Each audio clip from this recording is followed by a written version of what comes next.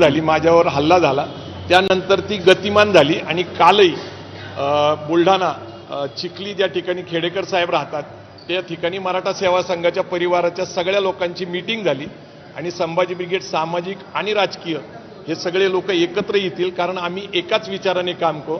आमच्या समोर शिवराय फुलेशाह आंबेडकरांची विचारधारा आणि राज्यघटना, तिची समता, बंधुता, न्यायाची तत्व एकच असल्यामुळे एकत्रित काम करावं असं सगळ्यांची इच्छा आहे। कसं होईल माहिती पुढे? नाही, आता प्रश्न सामाजिक वेगळा असणार नाही, आता कसं आहे की मराठा सेवा संघाच्या परिवाराचा एक भाग म्हणजे संभाजी ब्रिगेड आहे, जिजाऊ ब्रिगेड आहे, महात्मा फुले इतिहास संशोधक मंडळ आहे, सहकार परिषद, असे 32 कक्ष आहेत। तर त्याच्यातली मुख्य बॉडी जी आहे ती मराठा सेवा संघाची, त्याच्यामध्ये आदरणीय संस्थापक पुरुषोत्तम खेडेकर साहेब आहेत। तर त्यांनी आता निर्णय घेतलेला आहे की सध्या आपण परिस्थितीमध्ये एकत्र येऊ, कारण ताकद विभागल्यामुळे ना राजकीय यश मिळतंय ना सामाजिक आपला दबाव राहतोय।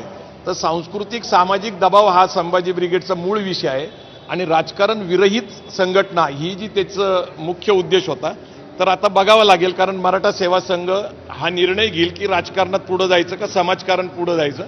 परंतु राजकारण हे गरजेचं आहे, परंतु राजकारणामध्ये यश मिळण्यासाठी संभाजी ब्रिगेड राजकीय पक्षाला आजपर्यंत जो बघितलं यश न मिळाल्यामुळं त्यावर काही पुनर्विचार होऊ शकतो।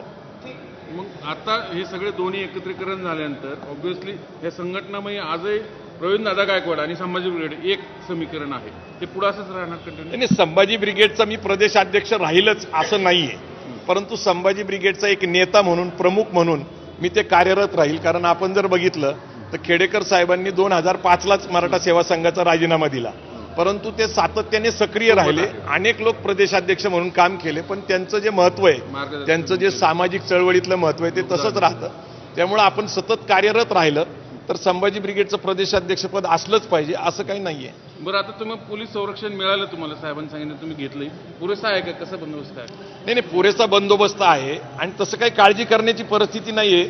बहुजन समाज माझं संरक्षण करण्यासाठी समर्थ आहे, परंतु एक व्यवस्था असते लोकशाहीमध्ये, तर त्यांनी साहेबांच्या पत्राला विनंती म्हणून त्यांनी केलं होतं, तर त्याप्रमाणे मला आता संरक्षण मिळालेलं आहे। बघू आता काय होतं। थँक्यू।